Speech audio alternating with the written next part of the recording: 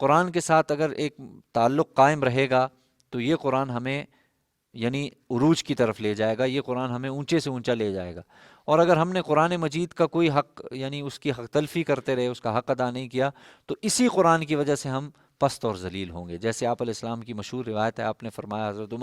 عمر روایت کرتے ہیں، آپ نے فرمایا کہ اللہ تعالیٰ اس کتاب یعنی قرآن مجید کے ذریعے سے کتنے ہی لوگ ایسے ہیں جن کو بلند کر دیتا ہے، اور کتنے ہی لوگ ایسے ہیں جن کو اللہ تعالیٰ پست کر دیتا ہے اسی قرآن کی وجہ سے۔ تو اب یہی قرآن اگر اس کا حق ادا نہیں ہو رہا، اس کی تلاوت نہیں ہو رہی، اس کو پڑھنے پڑھانے کا معمول نہیں رہا، تو یوں سمجھ لیجئے کہ یہ قرآن ہمارے لیے یعنی یوں سمجھ لیں کہ ہماری پستی کی طرف ہمیں لے کے جائے گا۔ اور اگر اس قرآن مجید کا حق ادا کر رہے ہیں اور اس کو پڑھ رہے ہیں اور اس کی باقاعدہ تلاوت ہو رہی ہے، تو انشاءاللہ یہ قرآن مجید ہمیں بلندیوں کی طرف لے کے جائے گا۔ یہ باب شروع کرنے کا ایک اور مقصد یہ ہے، قرآن کریم کی مختلف ایسی صورتیں جس کی آپ صلی اللہ علیہ وسلم نے الگ سے فضیلتیں بیان فرمائی ہیں، تو وہ مقصد بھی ہے کہ آپ انشاءاللہ آگے آئیں گی ہر صورت کے اعتبار سے۔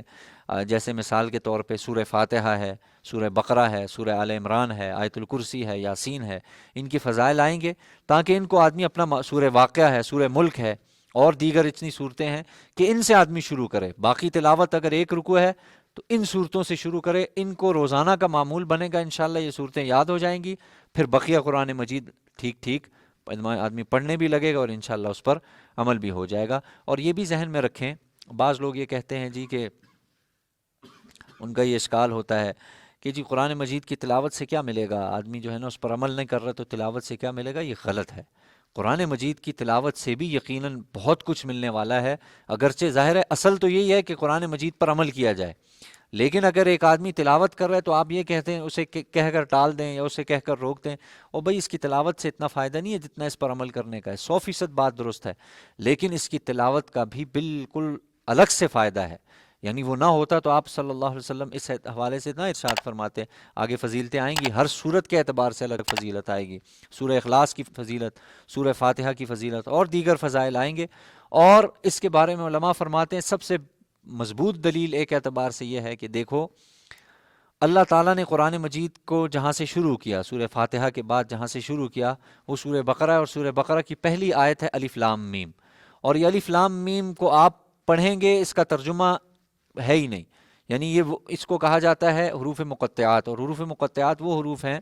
کہ جن کو آپ توڑ توڑ کر پڑھتے ہیں، اس وجہ سے ان کو حروف مقطعات کہتے ہیں۔ ان کا مطلب، ان کا معنی، ان کا مفہوم، ان کی تفسیر کسی کو نہیں پتا۔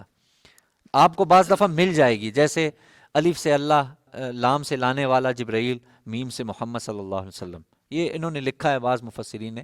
لیکن اخیر میں وہ یہی کہتے ہیں کہ اللہ اعلم بمرادہ، اس کی مراد اللہ ہی بہتر جانتے ہیں کہ بھائی اصل میں اس کا کیا یہ اللہ اور اس کے رسول کے درمیان ایک راز کی باتیں ہیں جو اللہ اور اس کے رسول بہتر جانتے ہیں۔ اصل مقصد بتانے کا یہ ہے، علماء فرماتے ہیں کہ دیکھو اب یہ الف لام میم ایک شخص نے پڑھا، ایک شخص نے اس کی تلاوت کی، گو کہ اس کو اس کا نہ مطلب پتا ہے نہ مفہوم پتا ہے، کچھ بھی نہیں پتا، پھر بھی حدیث میں کیا آتا ہے کہ الف لام میم ہر حرف کے عوض کیا ملے گا، اسے 10 نیکیاں ملیں گی۔ تو پتہ چلا کہ بھائی